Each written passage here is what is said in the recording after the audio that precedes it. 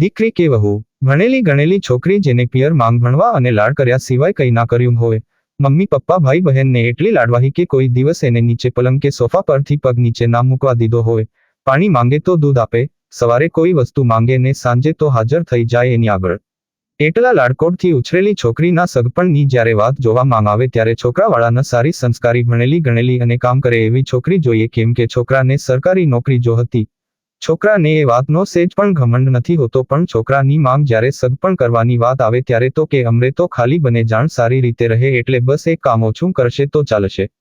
છોકરી ભણેલી હોય એટલે એ પણ નોકરી કરતી હોય છે એટલે એને પણ નોકરી માટે છૂટ હોય છે. સગાઈ થાય ત્યાં સુધી તો બધા બહુ મોટી મોટી વાતો કરે છે કે અમારે તો કામ ઓછું કરશે તો ચાલશે પણ સારી રીતે રહે એટલે બસ. લગ્ન લેવા માંગ આવે છે, બધું પિયર માંગથી લઈ આપવા માંગ આવે છે, પણ સાસરી માંગથી એક જોડી કપડાં અને મંગળસૂત્ર લેવા માંગ આવે છે. એમાં પણ સાડીના બ્લાઉઝની સિલાઈના પૈસા તો છોકરી જ પોતે આપે છે. સાસુ તો હજુ લગ્નની તારીખ જોયેલી અને કે લગ્ન કરીને આવો તો કામ કરશો નહીં. છોકરીએ જવાબ આપ્યો કે લગ્ન પછી મારે જ કરવાનું છે ને કામ, તો એટલા 5 દિવસ તો હજી મહેંદી પણ ના ઉતરી હોય ને મને કામ કરવાનું, આટલા 5 દિવસ કરો પછી મારે આખી જિંદગી કામ જ કરવાનું છે. સાસુ તો સારું કહીને બંધ થઈ ગયા.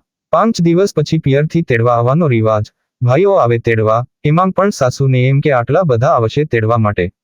પણ બધાએ કીધું એટલે થતો રિવાજ કરવો પડ્યો. 4 નણંદો મોટી હતી છતાં પણ એક પણ નણંદે એને સગુનનું કંઈ ના આપ્યું. સાસુ કે ચાલે બધું ના લેવાય, ખોટા ખર્ચા નહીં કરવાના, પણ વહુ પરણીને આવી એ નોકરી કરતી હતી એટલે એને બધાને આપવું પડે, ભાણિયાઓને બધાને. સારા ઘરની હોવાના લીધે માંગ બાપના સંસ્કાર ના એ થાય એના માટે એ તો કંઈ બોલતી નહીં. સાસુ ગમે તેવી હતી પણ પતિ સારો હતો એટલે એને કંઈ ચિંતા ન હતી. લગ્નના 10-15 દિવસ જ થયા અને સાસુ તો નાટક કરવા લાગી કે તબિયત નથી સારી, કોણ કામ કરે, બાજુવાળા કામ કરવા આવે છે, ચક્કર અને બીપી ઘટી ગયું છે એટલે શું કરું. છોકરીથી રહેવાયું નહીં કે મારા ઘરે આટલી તકલીફ અને હું અહીં પિયર હોઉં તો લોકો મારા માંગ બાપને કેવું કહે છે. એમ વિચારીને એ તો નોકરીથી ડાયરેક્ટ સાસરી જતી રહે છે. ઘરે મમ્મીને ખાલી ફોન માંગ વાત કરી લે છે કે એ સાસરી જશે, સાસુની તબિયત નથી સારી એટલે. મમ્મી પાપા પણ કંઈ કહેતા નથી, એમ કે છોકરીનું ઘર છે એની મરજી. પિયર માંગ તો 9 વાગે ઉઠીને તૈયાર થઈને ચા નાસ્તો કરીને નોકરી જવાનું, ટિફિન ને બધું તો મમ્મીને તૈયાર જ રાખતા એટલે સાંજે 8 વાગે આવીને જમીને સૂઈ જવાનું, કંઈ કામ કરવે જ નહીં.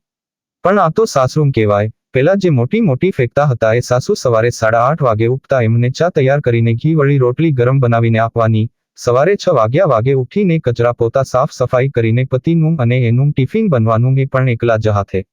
જેમ બધા ઉઠે એમ ગરમ ચા અને ગરમ રોટલી આપવાની, પછી વાસણ કપડાં બીજા બધા કામ પતાવવાના. એટલા માંગ નોકરીનો ટાઈમ થઈ જતો એટલે ફટાફટ તૈયાર થઈને નોકરી નીકળતી. હજુ તો લગ્નના 15 દિવસ જ થયા હતા અને સાસુ તો કે તમે ઘર માંગ ફર્નિચર કરાવો. સસરા ન હતા, એ હતા ત્યારે એમને ઓર્ડર આપ્યો હતો, એના માટે પણ એમને એવું થયું એટલે નતું કરાવ્યું.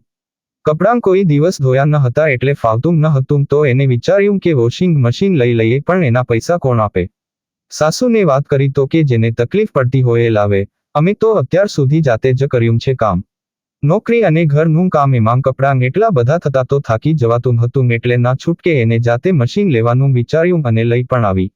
હવે એને કામ માંગ થોડી હળવાશ લગતી અને સમય પણ બચતો. ઘર માંગ કંઈ પણ લેવાનું વાત કરે એટલે સાસુનો એક જ જવાબ, તમારા માંગ ના ઘરેથી લેતા આવજો, એમને કેજો લઈ આપે, અહીં તો હું ક્યાંક નોકરી જાઉં છું તે લઈ આપું. પિયર માંગ તો સોફા માંગ બેસેલી, મોટી ટીવી, ફર્નિચર અને કલર કરેલું ઘર. સાસરી માંગ તો કંઈ ન હતું. એક નાનો પલંગ, એ માંગ તો ફાવે પણ નહીં સૂતા.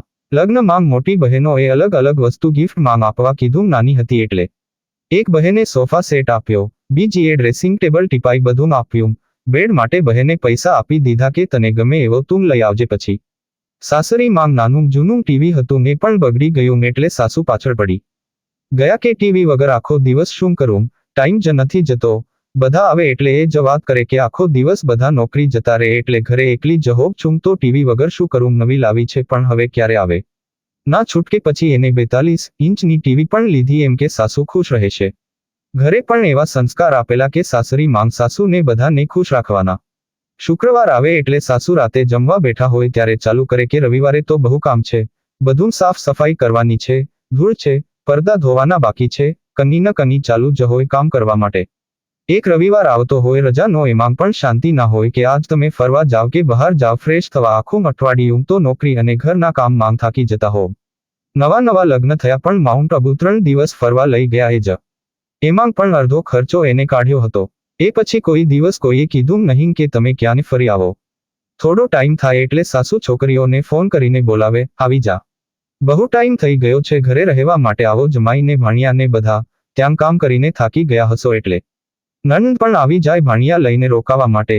એમને બધું તૈયાર કરીને કામ કરીને નોકરી જવાનું અને સાંજે થાકીને આવ્યા હોય તો પણ વાસણ ને કરવાનું.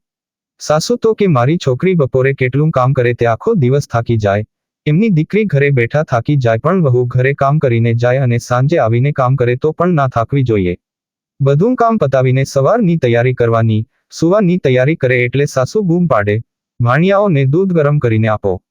એટલે બિચારી ઊભી થઈને દૂધ ગરમ કરવા જાય અને આપીને આવે. પાછું સવારે એનું એ જ રૂટીન ચાલુ. પહેલી દિવાળી આવી સાસુને તો બોનસની જ ચિંતા હતી કે ક્યાંક એના પિયર ના આપી દે, એટલે રોજ એક જ વાત કરે કે બધાને બોનસ આવી ગઈ, મને વાપરવા માટે આપ્યા દિવાળીના. રોજનું સાંભળીને એને પણ આપ્યા દિવાળીના વાપરવા માટે, પણ સાસુએ પહેલી દિવાળીનું એને કંઈ ના લઈ આપ્યું કે હું ક્યાંથી આપું, હું થોડી નોકરી જાઉં છું તે આપું, તો પણ એને કંઈ ના કીધું અને ટાળી દીધું. જોઈએ હવે વહુ આટલું સારું રાખે છતાં પણ સાસુની આંખ ઉઘડે છે કે નહીં. એટલે જ કોઈએ કીધું છે વહુ દીકરી બનીને સાસુની ગમે તેટલી સેવા કરે પણ સાસુ કોઈ દિવસ માંગ ના બને. એના માથે હાથ મૂકીને, બેટા થાકી ગયા હશો, આરામ કરો હવે, કેટલા શબ્દો પ્રેમથી કહી દે ને તો કોઈ દીકરો માંગથી અલગ જવા માટે મજબૂર ના થાય. દીકરો પણ શું કરે, એક બાજુ માંગ છે જેને એને જન્મ આપ્યો છે અને બીજી બાજુ પત્ની છે જેને એના માટે જન્મ લીધો છે, એનું બધું છોડીને આવી હોય. એવું નથી કે બધી સાસુઓ ખરાબ જ હોય.